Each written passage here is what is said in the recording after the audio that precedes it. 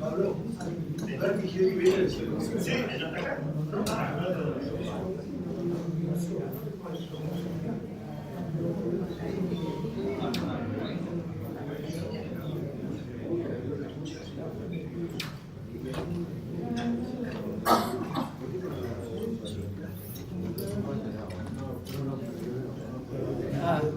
Entonces yo me quedo ahí. Ahí está Alberto. Bueno, Alberto. Me dice que lo de eso.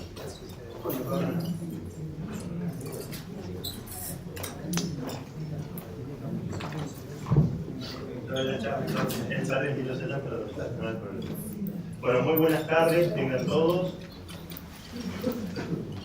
Más que agradecidos aquí en el Instituto Nacional de Investigaciones Históricas Juan Manuel de Rosas, no solo de tenerlos aquí presentes en un día viernes a la noche, llevando su complejidad, que en este caso para poder acompañar la presentación del libro de uno de nuestros académicos, el doctor Ignacio Glopet.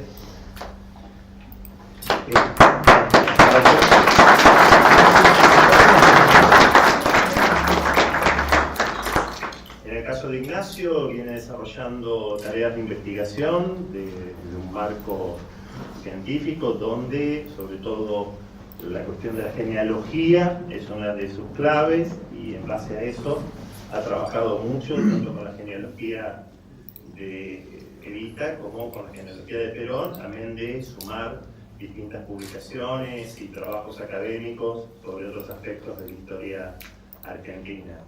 En nombre de nuestro presidente, el doctor Alberto Cantilo, de los miembros de la comisión directiva y cuerpo académico que se encuentran presentes, les damos la bienvenida y sobre todo saludamos tanto a nuestro académico, también Jorge González Crespo, que también nos engalana con no solo su presencia, sino sus investigaciones, y a la vez, otro aplauso que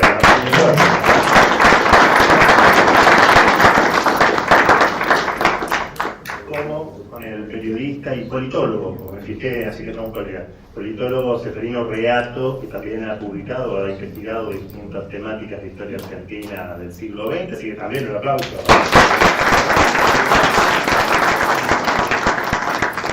En su casa, quedamos a disposición y inician como ustedes quieran ser oradores. Muchísimas gracias.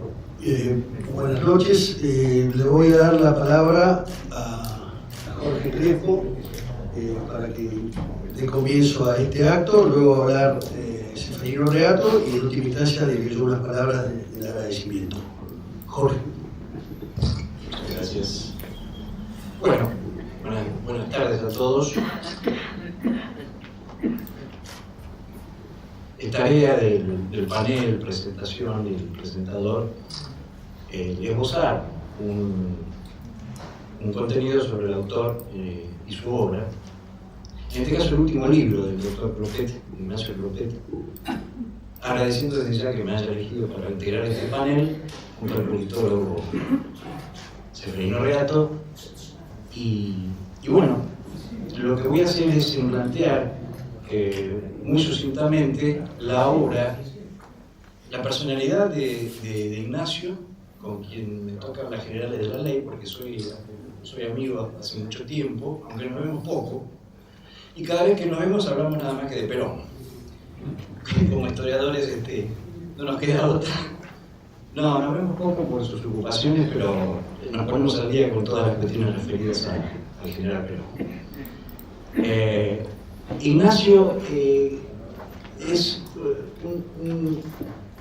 primero que es un leal amigo, no sé, como abogado no lo conozco, pero creo que es un buen profesional, por lo que dicen, y Espero no conocerlo nunca en ese aspecto, pero de todos modos rescato, pero muy fervientemente, su calidad de colega, de historiador, pues se dedica especialmente al estudio de Juan Perón, de peronismo y de Evita, porque aparte lo une una tradición familiar con los dos, tanto con Perón como con Evita, por las dos ramas, por padre y madre, una tradición política y sanguínea, o sea que las tiene todas, en definitiva. Pero no, rescatando, perdón, hablando sobre su actuación, sobre su trabajo como investigador histórico, como historiador, yo debo decir que yo creo que en un país, permítanme una injerencia, en un país como la Argentina actual, en esta época donde crecen los historiadores como margaritas en el campo, esta es una frase del general, y hay más historiadores que kioscos en una cuadra, la verdad es que tener investigadores de la talla de Ignacio, que se dedican exclusivamente y obsesivamente a estudiar a Perón desde el punto de vista documental, como hay que hacerlo. Ya no hay testimonio prácticamente, no sobrevive nadie que haya acompañado al general en sus presidencias, en su época. Bueno, desde ya, la señora Isabel, que es un poco de difícil acceso, y tenemos aquí al biógrafo presente en esta sala, Diego Massieri. Un aplauso para el biógrafo oficial de Isabel. Pero refiriéndome a Ignacio y a su obra, hay que resaltar el obsesivo trabajo que hace permanentemente y siempre encontrando nuevos archivos y nuevos documentos sobre Perón y su obra y su legado, porque a Perón hay que estudiarlo desde 4 puntos: su vida y su personalidad, su obra, su legado, que fundamentalmente está muy poco trabajado en la actualidad. Hablo de la praxis política, no tanto de la historia en este momento. Yo recuerdo que Hegel decía, cuando hablaba de la historia y de su estudio en la historia filosófica, que los griegos clasificaban en su universo mitológico, que después vamos a tocar el tema de la mitología porque involucra el título muy acertadamente puesto por Ignacio de Mitos y Realidades, es el título de su libro. Mitos, una palabra tan bastardeada y tan real en la figura de Perón, sobre todo después del 55.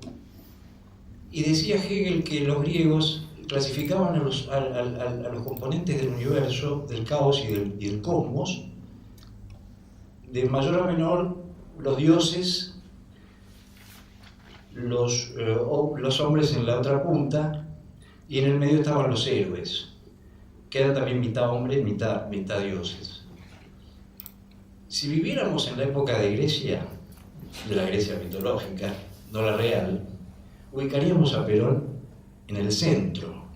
Porque para hablar de Perón, ¿qué ocurre con un personaje, un personaje histórico como Juan Domingo Perón, que después de 50 años de su muerte, los que escriben bien la historia, siguen trabajando, siguen indagando sobre su obra, su personalidad y sobre su legado? ¿Qué ocurre? Si ustedes me preguntan, y lo hemos hablado muchas veces con Ignacio, la figura de Perón como hombre, porque hay que dividirla en varias partes, ¿no es cierto? Como hombre, como estadista, como hacedor, como político, como militar, como esposo. ¿Qué ocurre con esta personalidad que después de 50 años de muerto siguen apareciendo documentos mejor dicho, los verdaderos historiadores manejan la documentación y los archivos como hay que manejarlos, porque siempre estuvieron ahí, no es que aparecen. Entonces, llegamos a la conclusión de que estamos frente a una mentalidad, a una inteligencia superior, como era la de Perón. Indudablemente que su carrera en el camino trazado será por los dioses. Aún Pereira decía que el camino lo abrieron, que el camino de Perón era un camino ya prehecho, a vos te lo dijo varias veces, lo hemos hablado, y que estaba escrito ya en la personalidad de este hombre. No vamos a ver, lo va a comentar él, porque para eso es la noche de él y de su obra. Yo simplemente quiero redondear una aproximación sobre la personalidad como investigador de Ignacio,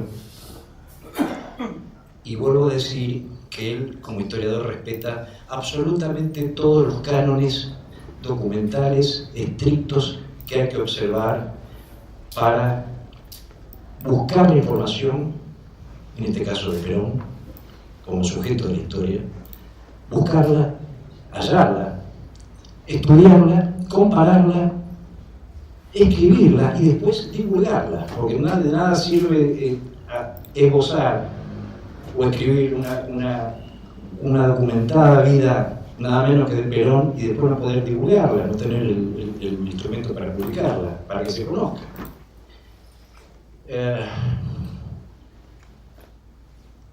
Redondeando este tema,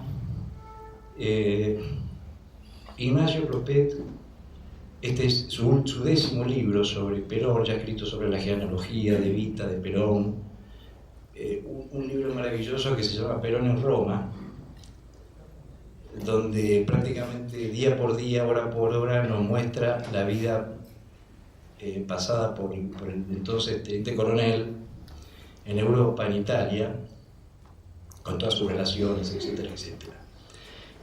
Recomiendo ese libro, lo de la genealogía de Perón y Evita, y este, por supuesto. En este libro él nos presenta una serie de aspectos muy concretos, muy puntuales sobre la vida de Perón, sobre sus gobiernos, sobre su obra como estadista, y nos lleva prácticamente al final a un tema de legado. El legado que es lo dejado por todo sujeto histórico. Simplemente no les quiero recomendar este libro para que lo lean. Los conmino a que lo lean. Los obligo a que lo lean porque realmente es apasionante. Es una obra que, como todas las que dedica a nuestro querido general Perón, porque nos une también la militancia historiográfica. No tenemos militancia política. Con él siempre decimos que nuestra militancia es historiográfica. Tenemos la suerte de haber elegido esta obligación personal de estudiar verdaderamente a Perón y a Perón y la historia del peronismo y darla a conocer, divulgarla. Simplemente decirles que lean este libro porque van a encontrar aspectos importantísimos sobre la vida de Perón, sobre su obra y bueno, también que lean los anteriores. Nada más y muchas gracias.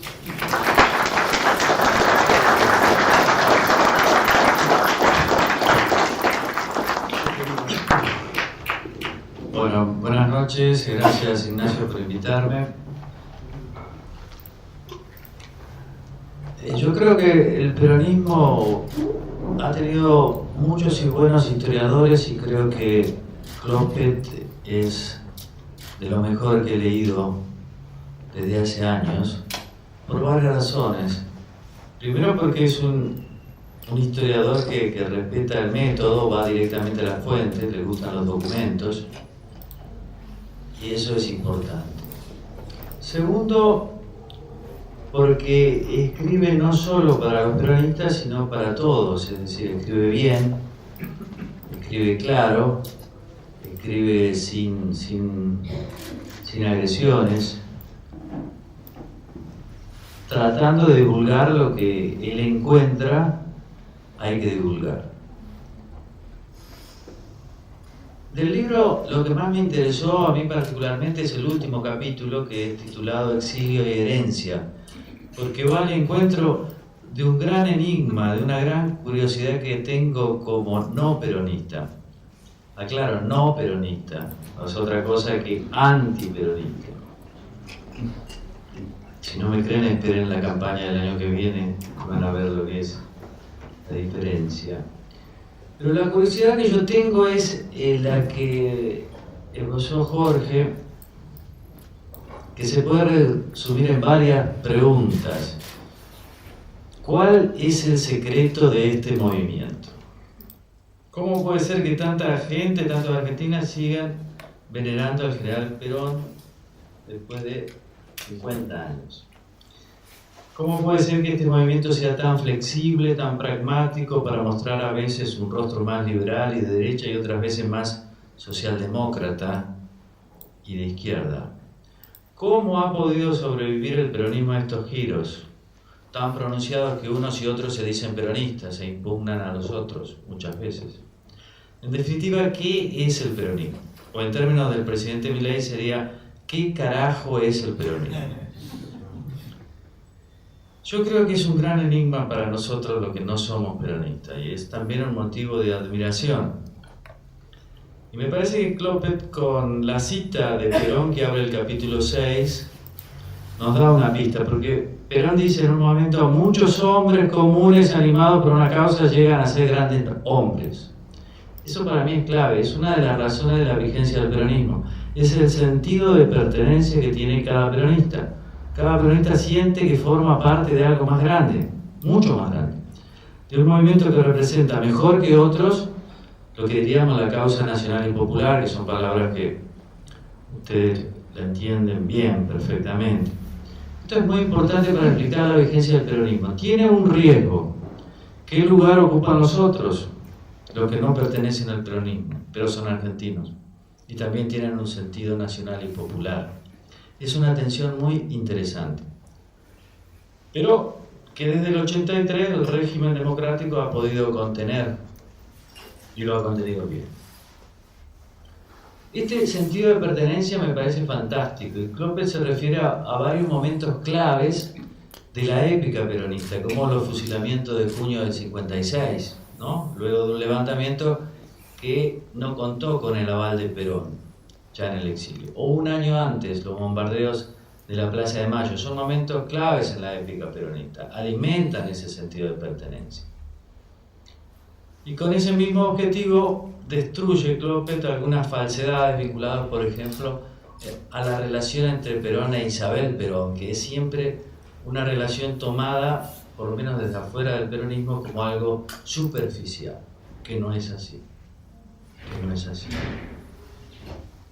Y también creo que reseteás un poco el cordobazo para meterlo, digamos, dentro de una óptica más peronista, menos clasista, menos de izquierda, que es un intento además valiente, porque me parece que además es verdadero, porque el cordobazo fue obra de los sindicalistas peronistas, y más de los sindicalistas peronistas que de los estudiantes. También estuvo Tosco, obviamente, pero los dos principales eran muy peronistas. Y rescata después la figura del padre Carlos Mujica, del, entre comillas, secuestro que hizo durante años el kirchnerismo, tema que me cae muy como anillo al dedo en este momento. Secuestro es una palabra dura, pero fue pronunciada por el arzobispo de Buenos Aires, Monseñor Jorge García Cuerva, hace unos días, así que estamos exentos, podemos usarlo sin problema. Y eso de rescato, no me voy a decir que está el biógrafo de Isabel, pero me gusta ese rescate de la expresidenta, no porque tengo una simpatía especial, pero me parece que está bueno brindar nuevos elementos para tener juicios más certeros. Me incluyo en eso, ¿no? O sea que la primera que me parece la vigencia del peronismo, qué carajo del peronismo, es el sentido de pertenencia que tiene cada peronista. Cada peronista se siente como un soldado de una causa real, y eso del compañero no me ha parecido nunca algo superfluo, sino algo que identifica mucho a los peronistas. La segunda pista, para mí, de la vigencia del peronismo, es lo que decía Jorge, la calidad del liderazgo del Perón. Clopet habla de originalidad doctrinaria y concepción del poder popular. Creo que, o a mí siempre me ha parecido, que la calidad del liderazgo de Perón es algo indiscutible. Pero parte de la forma de concebir el poder, es decir, cómo adquirirlo y cómo recuperarlo, ¿no? Y es una receta simple, fácil de asimilar, de transmitir, de comprender, y es muy útil, porque no es una receta, es un método. Es un método de construcción política que los peronistas conocen bien. Comienza con una adecuada caracterización de la situación, ¿no? De la situación particular. Y siempre me ha impresionado de Perón cómo esa capacidad de lectura del escenario global, porque al final el país está en un mundo, ¿verdad? Cómo se parte del estado del mundo para llegar al país, y en consecuencia eso explica mucho del pragmatismo que tiene el peronismo a la hora de gobernar. Es decir, el gobierno de Menem parte de una caracterización del mundo. Él cambia. ¿Por qué cambia el mundo? Porque eso es correcto. Vos estás en el mundo, no estás en otro planeta. Y me parece que lo de Kirchner también es otro mundo y otra caracterización. Y es un método fácil porque se aplica a todas las organizaciones, al gobierno nacional, al sindicato, a la cooperativa del barrio, en fin. Es algo de eso del... Cada peronista lleva, ¿cómo era en su mochila? El bastón de mariscal. El bastón de mariscal, es cierto, ¿no? Están, yo lo veo bastante. Mi hermano es peronista, por ejemplo, siempre hay alguno descarriado. Y el grupo de ellos era así, ¿no? Y era insoportablemente realista y sensible. Y como dice Clopet, él habla del liderazgo realista y sensible, ¿no? De Perón. Realista está muy claro, la lucha por el poder exige realismo. Y sensible porque creo que Perón entendió muy bien algunas características de los argentinos. Pero yo voy más allá, yo digo, no para halagarlas, sino para aprovecharlas, en cierto sentido corregirlas. Todos esos dichos de Perón, ¿no? Al hombre mejor si es controlado, vigilado, ¿no? Son cosas ciertas, pero además el tipo le interesaba mucho el trabajo. Y el trabajo es el mérito. El mérito es importante. Un trabajador sabe lo que es el mérito. Con eso estoy poniéndome enfrente de lo que decía Alberto Fernández, ¿no? O el tema de la inflación. A ver, ahí Clopet habla del pacto social. El pacto social, uno de los objetivos era bajar la inflación. Y la inflación es, estoy muy católico, como dice García Corral, un gran impuesto contra los pobres. La inflación perjudica a todos, pero principalmente a los que vivimos del salario, de pesos. A otros no. Entonces, tener una mentalidad inflacionaria es ir contra los intereses populares. Y Perón eso, en el pacto social, una de las cuestiones que ustedes lo conocen bien es que los sindicatos, a través de Rucci, otro personaje que me resulta afín, ellos renuncian a ciertas reivindicaciones salariales en aras de esa contención de la inflación, porque si no contenés la inflación no podés reaccionar genuinamente. Ahora, y después el tema del orden. Perón era un hombre de orden, por ejemplo. Hay varias anécdotas del último gobierno, especialmente en diciembre del 73, que había un problema con... Perón le dice a uno de sus colaboradores, ustedes lo conocen seguramente, ¿qué pasa? Que la señora que trabaja en casa no va al mercado y no hay pollos de Entre Ríos, cosa que a mí me gusta también. Y le dijeron, no, hay una ruta bloqueada. Pero ¿cómo pueden bloquear una ruta? La gente tiene que circular, la mercadería tiene que circular. ¿Cómo un peronista va a estar de acuerdo con una sucesión de piquetes? Perón los hubiera sacado rajando a todos. Perón era un hombre de orden. O sea, cuando hablan de Perón, yo lo acepto como todo. Miren, no soy peronista, de todo. Y el hombre es un hombre de orden, ¿no? La tercera razón de la vigencia del peronismo creo que es la sintonía en el plano de los objetivos. Es decir, yo creo que los objetivos de Perón son muy compartibles. El tipo habla de la demanda interna, de la fuerza del consumo. El consumo es muy importante en la actividad económica. Es la inversión, pero es el consumo también. El valor agregado que trae la industrialización, en fin. Y el cuarto motivo de la vigencia del peronismo, yo creo que es la ayuda involuntaria de los que no son peronistas, ¿no? Como dice Perón, buenos me harán los que me sucederán, o algo así, ¿no? Yo creo que el libro es muy útil, a mí me ha sido muy útil, porque los libros los completan los lectores. Cuando uno escribe un libro, escribe algo, pero no es el libro de verdad. El libro de verdad viene con las interpretaciones, es lo que despierta. Un libro no tiene por qué, y no lo hace, solucionar todas las preguntas que uno tenga, que el lector tenga, sino despertar interrogantes distintos para cada lector. Para mí los libros buenos son esos. O sea, a partir de los hechos, de los documentos, de todos los hechos, no de los que nos interesan a nosotros, el lector puede, si es buen libro, preguntarse si esto va al encuentro de las dudas que tiene, de las necesidades. Eso es la magia de un libro. Yo creo que este libro sí, es recomendable por eso, porque está bien escrito, es honesto y despierta muchos interrogantes, colma muchas necesidades. Por lo menos ha sido mi caso. Gracias.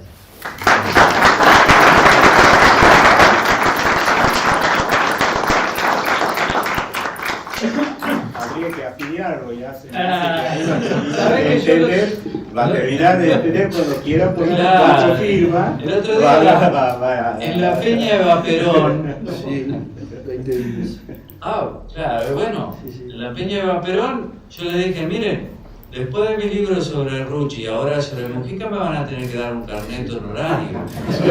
No, tienen que fundar una unidad básica, pero yo te la Es un paso. Ignacio, sí. uno cortito. Es evidentemente cosas importantes, dicho los dos compañeros, el amigo periodista. Lo sigo, veo cuando entra a veces algún comentario, no necesariamente de política. Más fuerte. Perdón. Cuando siempre se habla del justicialismo, si hay cosas que los escritores, en mi visión, ¿no?, hemos olvidado, es el interior de Juan Domingo Perón, hablando de las provincias de el Baja. Muy pocos conocen, por ejemplo, que Perón, no siendo Perón, era un teniente primero, no sé qué, fue al monte de Santiago del Estero, a la nada, en tren. O sea, si usted me dice, ¿qué fue a hacer ahí un tipo? Y con el tiempo, los que estudiamos a Juan Domingo, fuimos entendiendo algunas cosas, pero no todas las cosas. Y Santiago le dio a Juan Domingo Carrillo. O sea, quienes sabemos lo que es Carrillo, era un tipo que sabía capaz que más que Juan Domingo en la práctica, en el conocimiento de la gente. Entonces, para cortar, Ignacio, ¿qué pido yo a los que tienen la virtud de escribir de la lapicera, ¿sí?, que se acuerden de la historia del justicialismo con todas nuestras provincias? Porque ahí está la esencia de lo que el periodista Reato también está planteando. Ahí está la verdadera historia, por eso es vigente. Por eso es vigente. Porque Después Perón sí fue cuando era presidente, que era para Navidad, pasó a la Navidad a su querida esposa en Santiago del Estero, pleno centro de Santiago del Estero, y él siguió de viaje en tren. O sea, esas cosas, los del interior, la vemos de otra manera a la política a la hora de sentarnos y dialogar, ¿sí? O sea, hablaba Hegel, es un filósofo famoso que estudiamos en la teología y en la filosofía, que el justicialismo no estaba hecho para esos. Juan Domingo no les ha creado semejante movimiento para los filósofos y los teólogos, ¿no? Es para la gente, es para la gente. Por eso es que a él lo llevamos, hablo de él, lo llevamos todo el día con nosotros. Gracias, Ignacio. Gracias, Chazarreta. Un gran amigo de Santiago, un testimonio. Bueno, agradezco a Jorge, viejo amigo de tantas conversaciones y complicidades, su generosidad aparte, porque muchos de los papeles que él dice que yo tengo, me los da él, o los consigue él. Así que te agradezco. No, te agradezco enormemente porque yo utilizo tus papeles y te agradezco generosamente. Seferino, te agradezco muchísimo también la presencia esta noche. Si bien nunca te consideré peronista y te invité, no porque fueras o no peronista, sino porque respeto intelectualmente la obra que haces y tenemos una relación de una amistad. Son amigos de nuestros hijos. Son amigos de nuestros hijos, compañeros de colegio. Entonces, en realidad nos conocimos con Reato mal, porque yo iba a un programa de televisión y él me trataba mal. Sí, el programa Intratables, que yo iba al programa y este señor que está acá a mi siniestra me asusaba, ¿no? Yo generalmente iba a hablar del Papa y generalmente tenía problemas con Reato. Un día lo agarré en un acto de colegio y le dije, Reato, ¿qué problema tenés conmigo? Y ahí cuando me vio, no asoció que yo era padre del mismo colegio que su hija y compañero encima de Juan Manuel, de tu hija. Así que ahí saldamos los problemas que teníamos en el programa. Así que te agradezco enormemente tu generosidad por haberte tomado el trabajo de leer el libro. Y bueno, ¿qué podemos decir? La realidad es, este libro me parecía un acto de justicia con Perón. Pasaron 50 años y se me ocurrió dedicárselo a estos 50 años. Un acto de justicia, ¿por qué? Porque mucha gente se llena la boca de Perón y habla de peronismo y Perón, pero cuán poco se lo lee y cuán poco apelamos a la doctrina de Perón, a las enseñanzas de Perón, a este Perón, como bien dijo Jorge, humano, persona, militar, político, estratega, estadista, esposo. Bueno, todas estas cuestiones yo intenté resumirlas en el libro a fin de que cualquier persona que se acerque, que no sea mordido por el libro, ¿no? Hay libros que te muerden, hay libros que te espantan, hay libros que te invitan a que vos puedas reflexionar. Me pareció hacer un libro ágil, no ponerle notas prácticamente a pie de página, algo que sea engorroso para la lectura ágil. El libro anterior, Perón íntimo, son casi 600 páginas, tiene 900 notas a pie de página, una cosa muy difícil, muy engorrosa para leer.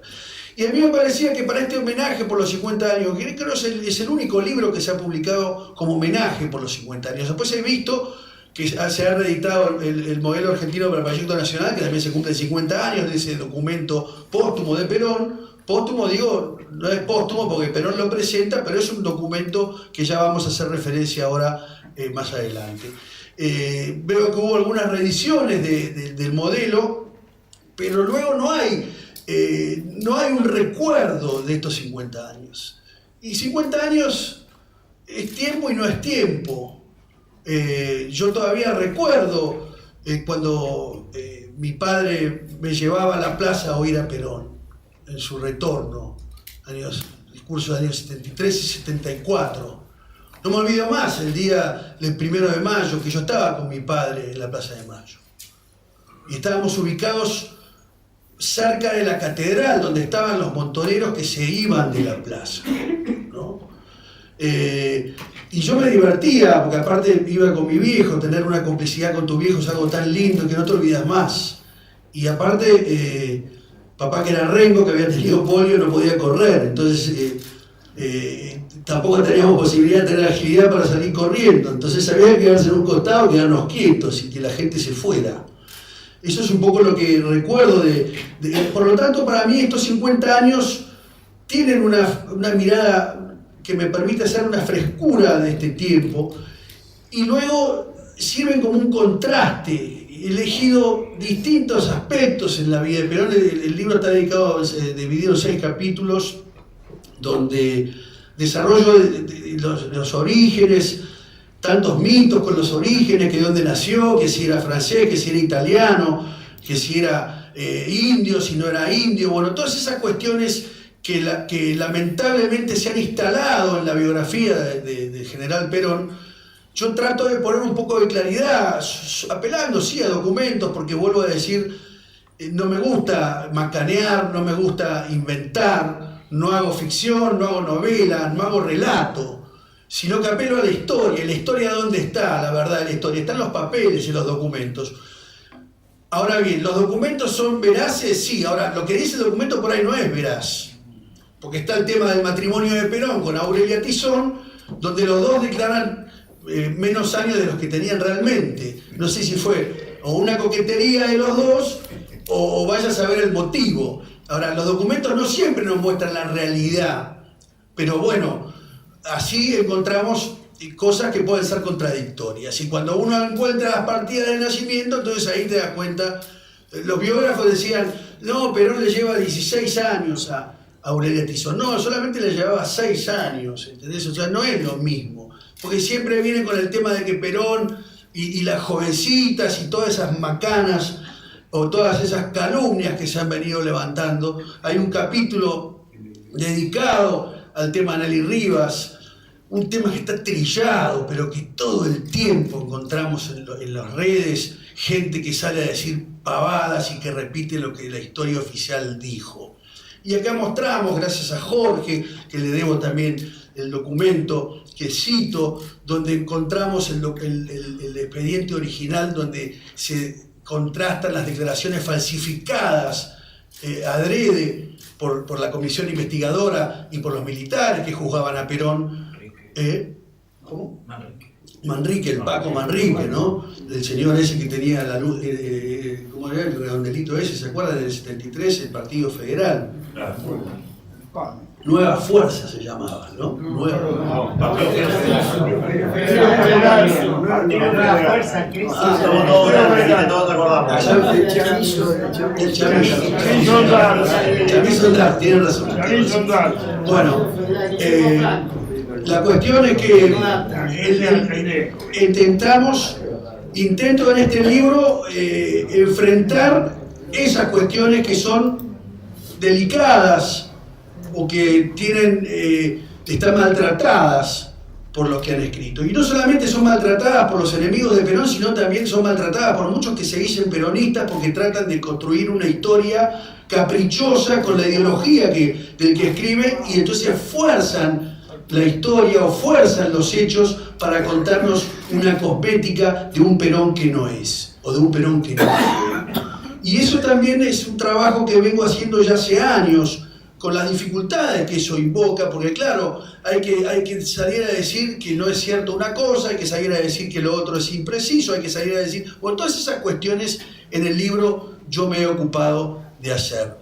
Me parece importante destacar la herencia de Perón, en una Argentina hoy muy complicada, una Argentina que no encuentra su rumbo, porque la Argentina no tiene rumbo hoy. Precisamente en el modelo argentino para el proyecto nacional, Perón nos decía que el año 2000 nos podrá encontrar sometidos a cualquier imperialismo. Luego decía, ¿es neocolonialismo o liberación?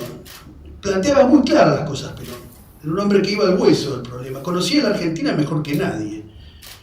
No solamente era si bien era bisnieto de un inmigrante, sino que por el lado de su madre ostentaba 16 generaciones en el criollaje argentino. O sea que si alguien conocía la Argentina era Perón. No era que la conocía porque era un improvisado, sino que era un hombre que venía del criollaje llegado con los conquistadores a América en el siglo XVI. De ahí Perón ostenta su criollaje. Por eso Perón entendía a la Argentina mejor que nadie. Y eso te lo da el estaño, te lo da la tradición, te lo da la familia. Y eso es lo que Perón entendió a la Argentina mejor que nadie. ¿Por qué? Porque él sabía y comprendía perfectamente cuáles eran las necesidades de la Argentina, las necesidades del pueblo y cuáles eran las asignaturas pendientes que había para subsanar, y que él se la propuso ya siendo muy joven, siendo un subteniente del ejército, cuando en una de las misiones que él hace al monte en Paraná, cuando ve las injusticias sociales, dice: yo si alguna vez puedo, esta realidad la voy a cambiar. Él tenía 19 años cuando él escribe esas palabras, hablando sobre cambiar esa tristísima y cruel realidad con que vivían los argentinos. Porque hoy es muy fácil saber todos los derechos que tenemos, pero todas esas fueron conquistas sociales que Perón logró construir a lo largo de su trayectoria como secretario de Trabajo y Previsión, y luego en su ascenso al gobierno en el año 46. Precisamente otra de las cosas que me queda clara del modelo es: aquella nación que pierde el control de su economía pierde su soberanía. Nosotros estamos hoy cascoteados porque no tenemos el control de la economía, no hay soberanía y no hay justicia social. Acá hay un capítulo que yo dedico especialmente a la justicia social. ¿De dónde surge el término? Perón, ¿cómo lo adopta? ¿Qué antecedentes hubo en la historia política argentina con quienes utilizaron este término? La inspiración en la obra de José Antonio Primo de Rivera y en la doctrina social cristiana, donde el Rerum Novarum, ¿no? Otras encíclicas sociales que Perón adopta y las lleva a la práctica política, utilizando ese término de la justicia social como una de sus banderas del movimiento. Bien, estas son las cosas que yo rescato como para buscar un disparador hacia cómo podemos cambiar la Argentina, porque si algo Perón fue, y que eso se ha dicho poco, es que fue un profeta. Perón fue un profeta. El modelo argentino es una profecía. Es una profecía que le da a los argentinos la solución a sus problemas reales. Y que ningún presidente de la República que esgrimió las banderas del peronismo, desde Menem hasta este último que tuvimos el año pasado, ninguno de ellos puso en práctica el modelo. Si no, lo guardaron en un cajón y todavía sigue así guardado. Y ahí Perón nos da las pautas de cómo salir adelante, porque él mira la Argentina haciendo un proyecto del año 2000.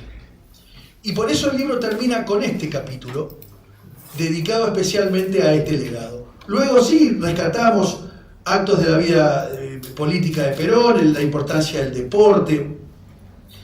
A ver, el tema de la importancia de la juventud,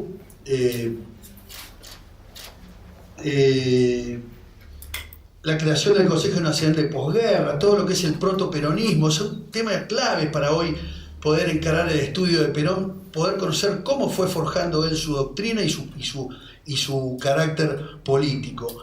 El juicio de la Corte Suprema, la reforma del sistema penitenciario, la importancia de Roberto Pettinato, uno de los grandes olvidados del peronismo, no el actor, no este muchacho que está en la televisión, sino su padre, ¿no? Hablamos del padre de él. La obra de Pettinato fue una obra revolucionaria, una obra revolucionaria en la Argentina. Y estos sistemas eran sistemas que trataban de humanizar y no de endiablar a los detenidos o a los presos o a los privados de la libertad. Estaba la humanización de las cárceles. Así como hoy el Papa Francisco habla sobre esa misión de humanizar las cárceles, de cristianizar las cárceles. Bueno, Pettinato y Perón lo vieron eso al comienzo de su gobierno, porque ya Pettinato colabora con Perón en lo que era el protoperonismo. Pettinato acompaña a Perón el 15 de octubre del 44, cuando Perón viaja a Junín, provincia de Buenos Aires. Acá está Hernán Ordiales, el hijo del escribano que lo casó Perón. Viaja a Junín con un grupo de colaboradores, entre ellos estaba Pettinato, y cuando fueron a poner la piedra fundamental del hospital ferroviario, y anuncian el Estatuto del Peón, otro de los capítulos que yo le dedico al libro, importante porque hoy todo ya está consagrado, ya todo está alcanzado, entonces nadie recuerda de dónde vienen estas cosas. Entonces la idea es recordar, apelar a las realidades, a las verdades que tuvo Perón, y también derribar los mitos que se han levantado a lo largo de la historia y que al día de hoy todavía continúan haciendo mella en la historia y en la vida social argentina. Hay un capítulo dedicado a Perón, por supuesto, es un capítulo donde hablamos de distintos aspectos de Eva, de la Eva, el día que se conoció con Perón, el viaje a Europa, Evita en el Vaticano, y después la religiosidad de Eva Perón y el arquetipo como mujer argentina, ¿no? No es esa mujer que nos quiso mostrar el kirchnerismo, una mujer progresista con pañuelo verde. Todo eso es una falsedad, todo eso es mentira. Evita era una mujer cristiana, era una mujer que estaba a favor de la vida, jamás pensado, ni se ocurrió perseguir o promover el crimen del aborto. En los planes quinquenales el aborto estaba prohibido en el primer quinquenal, en el segundo no, pero era obvio que estaba repetido. Y si nosotros observamos la doctrina justicialista, es una doctrina humanista y cristiana. Por lo tanto, esto que nos han querido vender de que Evita era una feminista revolucionaria es absolutamente falso. Y acá lo pongo en claro precisamente como para que dejen de decir macanas. Los historiadores tienen que escribir diciendo la verdad. Y a veces la verdad ofende, sí, puede ofender la verdad, pero es más vale decir la verdad a callarla y a transitar con la mentira, que es lo que hemos venido viendo a lo largo de todos estos años. Y efectivamente hay un rescate de la herencia de Perón, los fusilamientos, como muy bien dijo Ceferino, la caracterización del cordobazo. Si bien es cierto que hubo participación de algunos peronistas, ahí hubo una ruptura. Fue una movilización, un ensayo que el mismo Perón se lo dice a Pavón Pereira, está el hijo de Enrique acá también presente. Enriquito, gracias por venir. Se lo dice Perón a Pavón Pereira, que fue un acto de la izquierda contra él. Era un acto, el cordobazo fue un acto contra Perón. Fue un acto contra Perón. Si bien Perón todavía no estaba gobernando, ya se sabía el proceso de lo que iba a ser su finalización o ponerle término al exilio y venir a la Argentina. Y ahí fue un gran enfrentamiento donde efectivamente el objetivo, porque acá ¿cuál fue el objetivo? El objetivo era denostar a Perón. Y la izquierda siempre lo hizo y lo va a seguir haciendo, nos guste o no nos guste. Bueno, yo no puedo decir más nada porque están todas las cosas, han hablado los presentadores de una forma que me ha sorprendido, no solamente por la amistad, sino por la rigurosidad de sus análisis, y realmente se los agradezco. Agradezco al Instituto Rosas, esta es mi casa, efectivamente, soy miembro del Consejo Académico, miembro de la Comisión Directiva, y me uno a una antigua tradición con esta casa, por lo tanto les agradezco muchísimo siempre la generosidad por abrirme las puertas. El libro está dedicado a la memoria de mi padre fue un muerto civil del peronismo. Mi papá no se pudo recibir de abogado porque no había universidades privadas en el 55, estaban las primeras que recién empezaban. Y cuando mi padre era llamado a rendir el examen, lo llamaban: Clopé, siéntese, empezaba a hablar, tiene un 1, por ser peronista.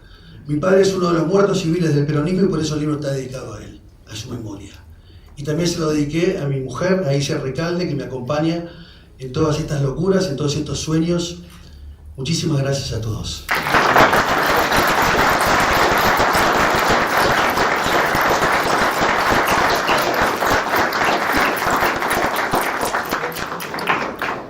Una sola pregunta, Ignacio, a la mesa.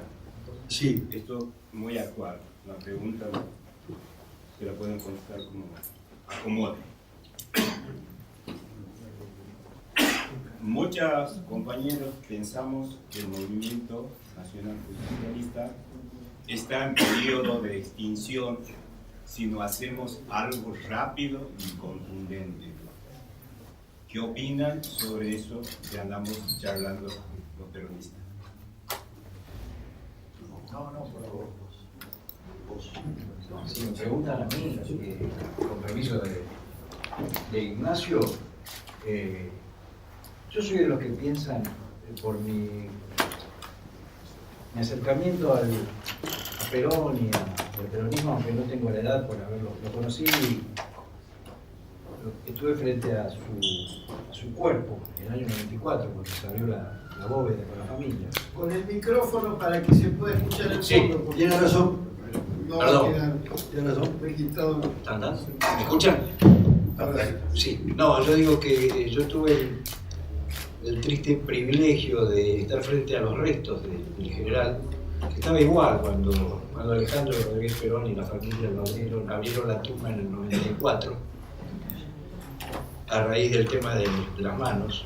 Cuando se hizo cargo Alejandro, un sobrino nieto, se hizo cargo de la bóveda, etc.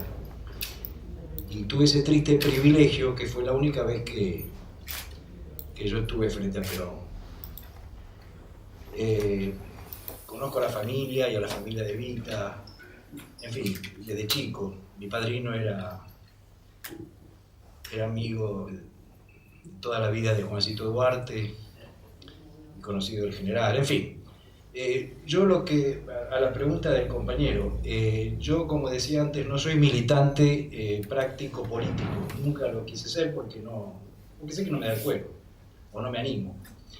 Desde que estudiaba historia, me dedico a la historia en general, pero le di cierta, como Ignacio, le di cierta preponderancia en mi vida al estudio y a la divulgación de la obra y las personas tanto de Perón como de Vita.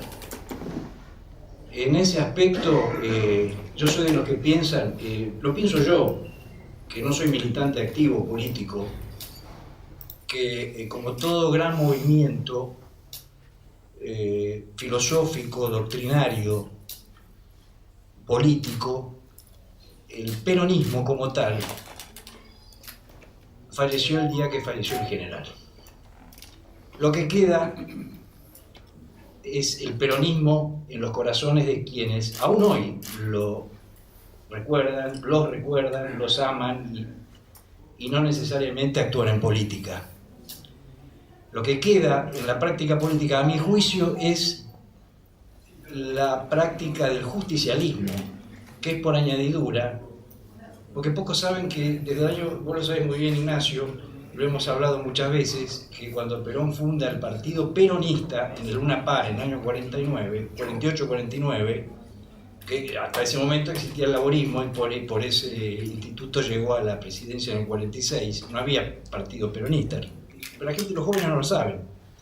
Cuando Perón funda el Partido Peronista, tal su nombre hasta el 55, el movimiento era el movimiento justicialista hasta el 55. Después vino el exilio, la lucha del peronismo practicante, y lo hemos hablado muchas veces, Ignacio, con vos, que coincidimos, hasta cuando regresa al Perón en el 73, y se invierten los valores. Entonces el partido pasa a llamarse, desde el 73 a hoy, Partido Justicialista, por decisión del propio general Perón, y el movimiento se llama Movimiento Peronista.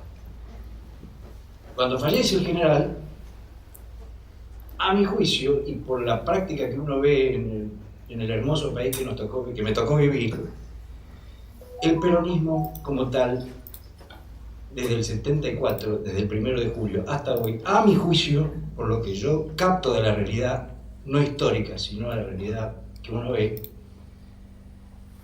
no es práctica política, sino que los políticos han tomado el justicialismo como base para su actividad política y su pretensión. Por eso es que cuando hablan en los medios, etcétera, del partido, del peronismo, y este peronista, y el diputado peronista, y el senador peronista, y los presidentes peronistas, no, yo salto del sillón, digo, pero no son peronistas. Es más, tampoco lo son por todo lo que no han hecho como peronistas. Ese es mi punto de vista y muy personal. Ahora, como historiador, como colega de Ignacio, el peronismo es inmanente. Yo creo que más que un sentimiento es una creencia. No digo una religión para no faltar el respeto a nadie, pero es una creencia que figura hoy en los corazones, y repito, de los pocos que sobreviven a las épocas del peronismo beneficioso para el pueblo todo, hasta el 55, y los que recuerdan y estudian en sus mentes o en sus corazones. Pero en la práctica política, respondiendo un poco a lo que preguntaba el compañero, yo creo que lo que hay hoy es intentos y esbozos de ejercer un justicialismo que tampoco los líderes lo hacen, los políticos no lo hacen.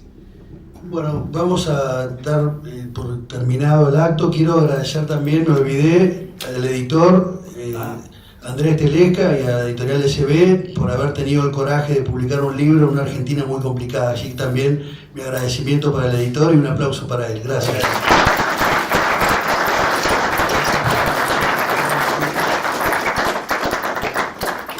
Bueno, muchas gracias. Está el libro, cómprenlo. Aquí está el autor, lo firma. No tengo caso para no saber. Y los baños de la nación. Y el coronel